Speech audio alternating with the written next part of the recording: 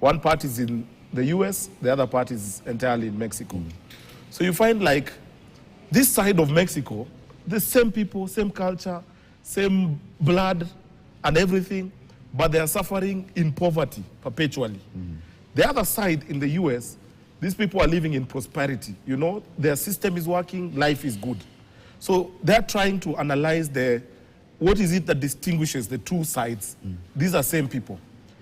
The conclusion was that you'd find like in the American side, their systems are working. You know, you don't have to really look for Joe Biden to come and solve a local issue because there's a system that has been put in place that all of us benefit from it. Whether you belong to government side, opposition side, it's an American system, custom-made to profit the American citizen. On the other side is a reflection of what we are having in this part of the world, you know? Systems that are dysfunctional, they are not responsive, they are not even working.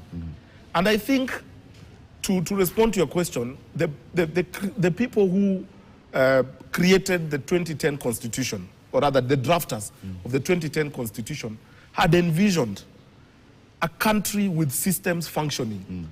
Because once you have a system that is functioning, all this noise you are hearing will not be necessary. Like, for example, right now we are having a debate around the finance bill. And Kenyans are very agitated, not because they're not willing taxpayers, but they're actually questioning, where is the value for my tax? You know, when you go to counties, the allocations in counties, you know, are huge, huge sums of money that were not, ordinarily not there in the past.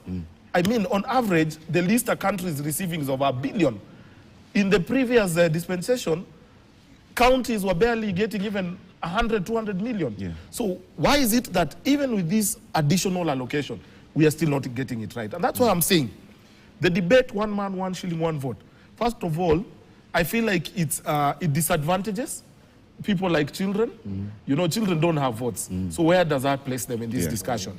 Number two is misplaced because it doesn't really emanate from a point of having assessed the weaknesses of the current system. Because I don't think it's the resource allocation problem. The problem is, who are we entrusting with our resources? And how are they managing these resources? Why is it that I come from Busia County? My people are still struggling, you know, with basic things like even just access to health facilities. Yet healthcare is a devolved function. Yet there's a significant allocation. Yet Busia County does not really need all the big budgets, you know, to revolutionize it. Just simple steps, simple allocations within the county should have made us see the difference in that county. So I think, Mark, this debate is misplaced because it doesn't have the proper grounding in terms of assessment.